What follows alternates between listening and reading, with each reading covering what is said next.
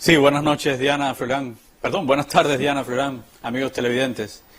El presidente Joe Biden llega a su primer año en la Casa Blanca el próximo jueves y no hay dudas de que le gustaría celebrarlo con algunas victorias en el Congreso de Estados Unidos, donde los demócratas tratan de convertir en ley dos proyectos clave en las promesas del mandatario. Máxime cuando este 2022 nuevamente es un año electoral en ese país que celebrará en noviembre las elecciones de término medio. Se trata de las propuestas de ley de libertad de voto que ampliaría las oportunidades del sufragio y aumentaría la transparencia de la financiación de las campañas, algo que es medular. La otra sería la ley de avance del derecho al voto John Lewis, que restauraría disposiciones de la histórica Ley de Derecho al Voto de 1965, que la Corte Suprema debilitó con un fallo de 2013 cuando liberó a los estados del sur de Estados Unidos de la supervisión federal sobre sus leyes electorales. La ley del año 65 había establecido esa supervisión para evitar que los estados que habían tenido leyes Jim Crow, que establecían, por ejemplo, la segregación en los lugares públicos, utilizaran otros mecanismos para suprimir el voto negro. La Corte Suprema decidió que esa regulación era innecesaria y eso ha posibilitado nuevos mecanismos de supresión del voto de algunos estados. Dicho esto, se entiende mejor por qué es tan importante para los demócratas que se aprueben estas leyes.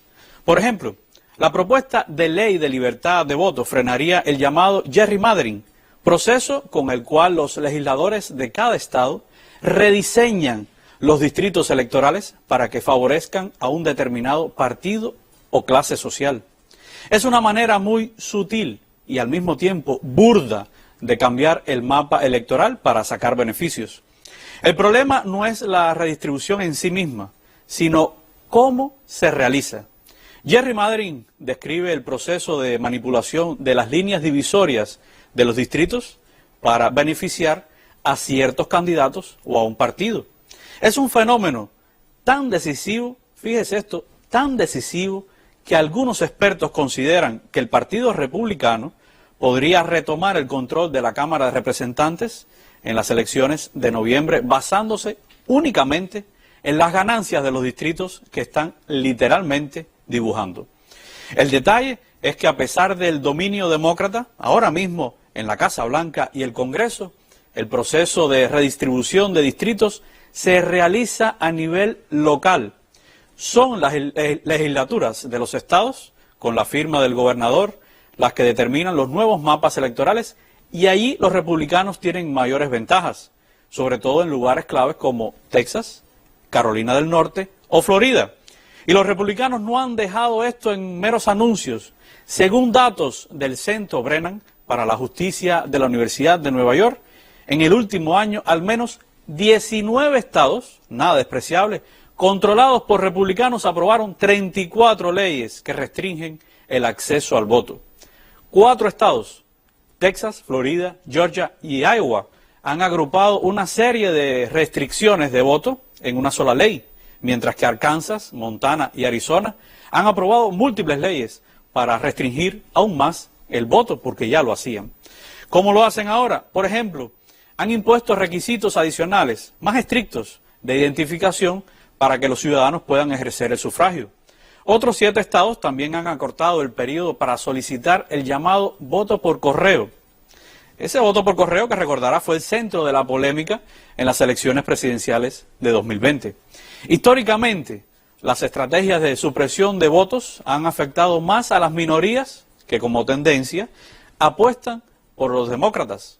En un año electoral y tras el trauma no resuelto del intento de impugnación de las últimas presidenciales, se trata de un tema de vida o muerte para Biden y los demócratas en el Congreso.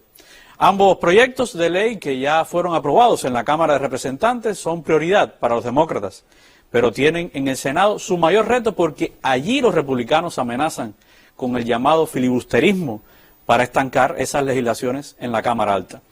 Los demócratas sencillamente, por su parte, intentarán a toda costa llevar el proyecto directamente al Pleno del Congreso y evitar así el filibusterismo, en un esfuerzo para evitarlo y además, ¿qué lograr?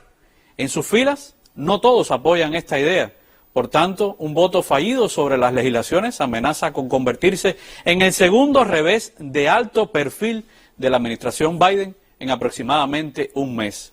De allí que se aferren lo mismo a tácticas burocráticas en el Congreso que al legado de lucha sobre derechos civiles del gran Martin Luther King. Esperemos entonces saber quién gana en este pulseo de poder, donde en esencia no se debate sobre los derechos de los votantes, sino de quién, o mejor, quiénes predominan en Washington. Manténgase informado, la verdad necesita de nosotros.